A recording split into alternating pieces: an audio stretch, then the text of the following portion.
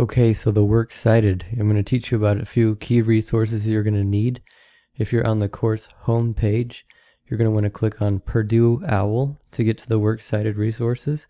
You can also go through modules, and in the first module, which is called course documents, you can click on MLA resources. Both of those will take you to the same page.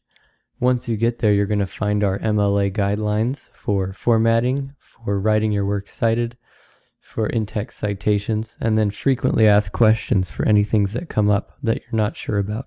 So we're writing the works cited. If you have in-text citation questions, you can find those here. We're going to click on this page, and as we complete your works cited, we're going to need to also be working on that in our paper. So let's assume this is your paper, or this is mine.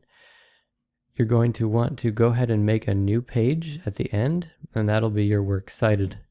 It's going to be the same font, Times New Roman, and you're going to have a title at the top that says Works Cited. Now, a key note here: if your paper has just one source, it's going to actually not have an S here. It'll say Works Cited with no S.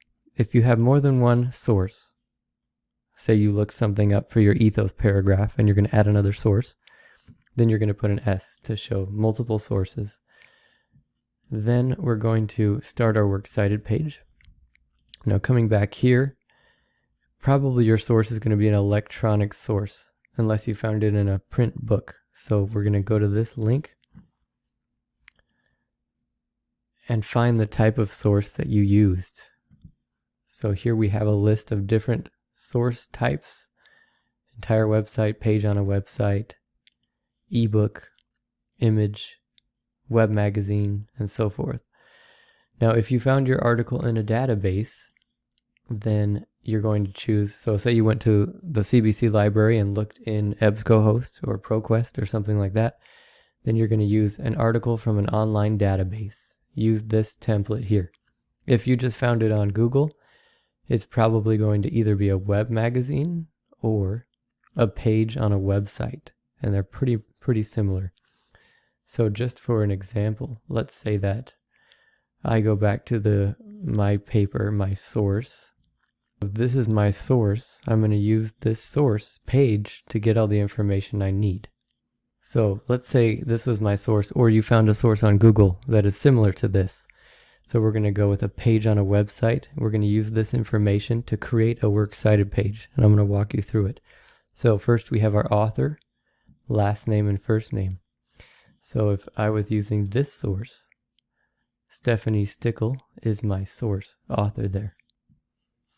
Actually, I'm going to make this too easy for people, so I'm going to use a different source here. So let's say I'm using this source instead. So this is my Google source that I found on Google. So I'm going to use my author, Nicholas Carr. So I'm going to type his name and spell it just like that, put a period. Then I go back to this. Title goes in quotation marks, and you'll notice that the title in the examples, there's a capital letter at the beginning of each important word. So the word to is not capitalized, but everything else is. So I'm going to follow that same pattern and standardize my capitalization. Even if on your website, if the title's in all lowercase or if it's in all uppercase, you're not going to do that. You're going to standardize it. So there's just a capital letter at the first letter of each word. So I'm going to use the quotation marks.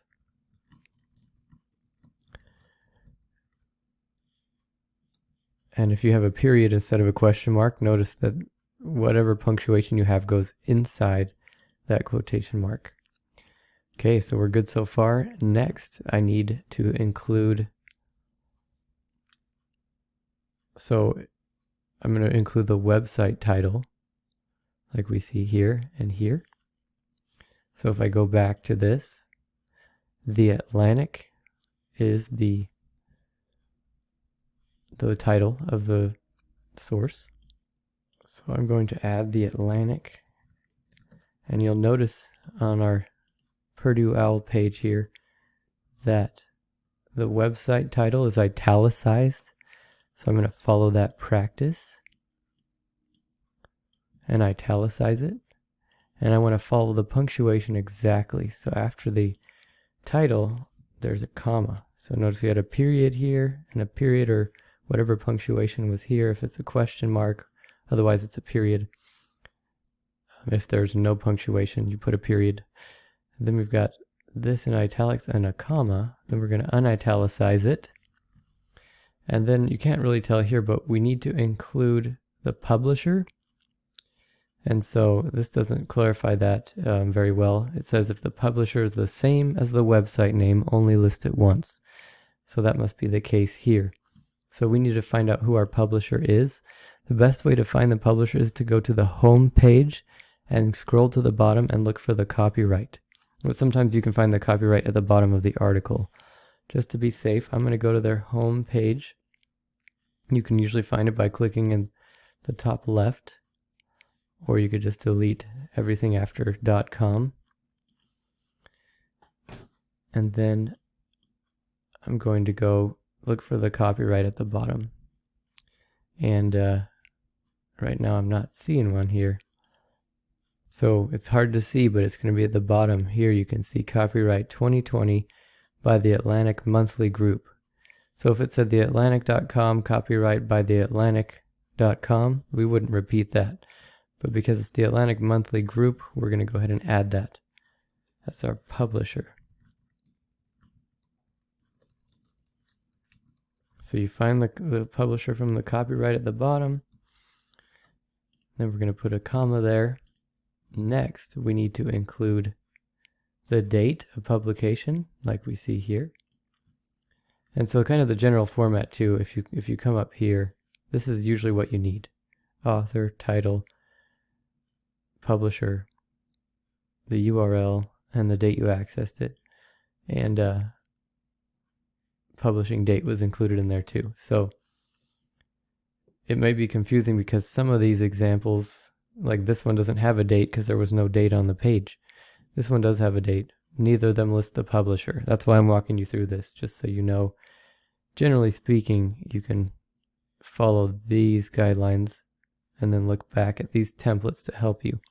So going back to our entry here, we need to include the date.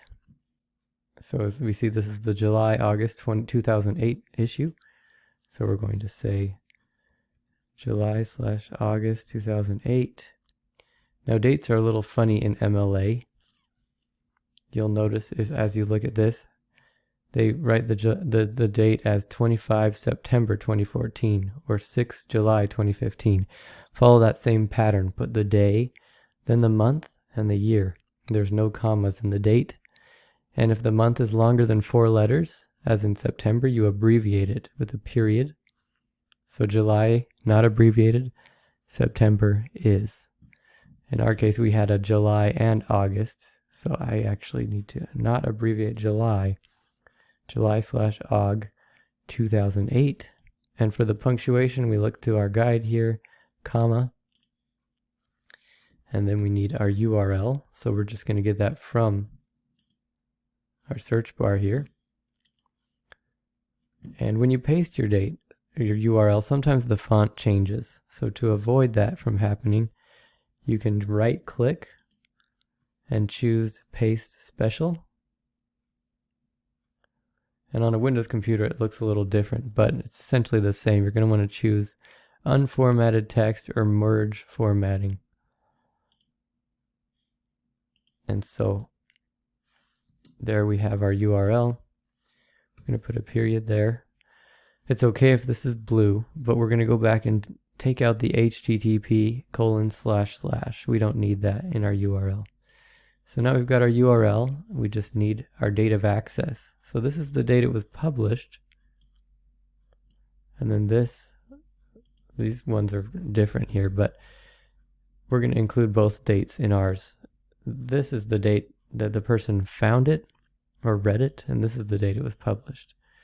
So it's a good idea to include both. You're going to write the word accessed, and if it was today, I would say 1 May 2020. So that's kind of the general formatting. We still have a little bit to do, but we need our author, title, website title, publisher, date, URL, date of access. Notice the punctuation. We've got a period here, and then we have a period here, or a comma, or excuse me, a question mark. But usually it's going to be a period if there's no question mark. Then we've got a comma here, comma here, comma after the date, period after the URL, and a period after the date of access. And I just clicked on that URL, so now it's trying to load up. But a few things also to remember. We don't need to include the publisher if it's the same as the website title. So that just depends. Now we need to, the formatting here, you'll notice in our examples here, the second line of the entries are indented. So if we go down to our examples here, see how this second line is indented? We need to set that up. So to do that, we want everything aligned to the left, and we're going to highlight it all. Now there's a cool little shortcut you can use if you press Control and T in Microsoft Word. So you highlight it, press Control T. It does that for you. It's called a hanging indent. It's a nice shortcut. If you do that in Microsoft Word Online or Google Docs or Pages, it won't work.